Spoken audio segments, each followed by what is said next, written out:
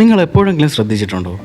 ഒരു സിനിമ ക്ലൈമാക്സിന് മുമ്പ് നിർത്തിയാൽ അത് പിന്നെ എന്താകുമെന്ന് ദിവസം മുഴുവൻ ചിന്തിക്കും. പക്ഷേ ഇന്നലെ മുഴുവൻ കണ്ട സിനിമയുടെ കഥ പോലും ഇന്ന് ഓർമ്മയില്ല.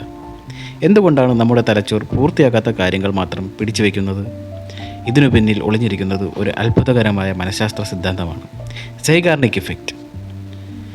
ഒരു റെസ്റ്റോറൻറ്റിൽ ജോലി ചെയ്യുന്ന ഒരു വെയിറ്ററെ സങ്കല്പിക്കൂ. ഓർഡർ കൊടുത്ത് മേശകളിലെ ഭക്ഷണങ്ങൾ അയാൾ കൃത്യമായി ഓർക്കും.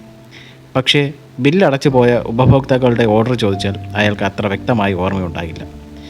ഇത് കണ്ടാണ് മനഃശാസ്ത്രജ്ഞയായ ബ്ലൂമ സൈഗാർനിക് ഒരു കാര്യം കണ്ടെത്തിയത്. പൂർത്തിയാക്കാത്ത കാര്യങ്ങൾ നമ്മുടെ മനസ്സ് വിട്ടുകളയുകയില്ല. നമ്മൾ ഒരു ജോലി പാതി വഴിയിൽ നിർത്തുമ്പോൾ തലച്ചോർ അതിനെ ഇനിയും പൂർത്തിയായിട്ടില്ല എന്ന നിലയിൽ സൂക്ഷിക്കുന്നു.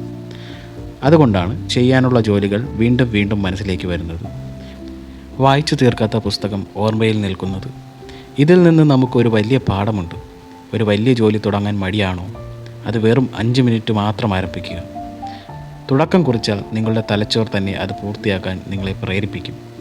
അടുത്ത തവണ ഒരു ജോലി മാറ്റിവെക്കാൻ തോന്നുമ്പോൾ പൂർത്തിയാക്കാൻ ശ്രമിക്കേണ്ട, ആദ്യമേ തുടങ്ങുക. കാരണം നിങ്ങളുടെ മനസ്സ് തുടങ്ങിയത് പൂർത്തിയാക്കാതെ ശാന്തമായി ഇരിക്കില്ല. ഇതാണ് സൈഗാർനിക് ഇഫക്റ്റ്.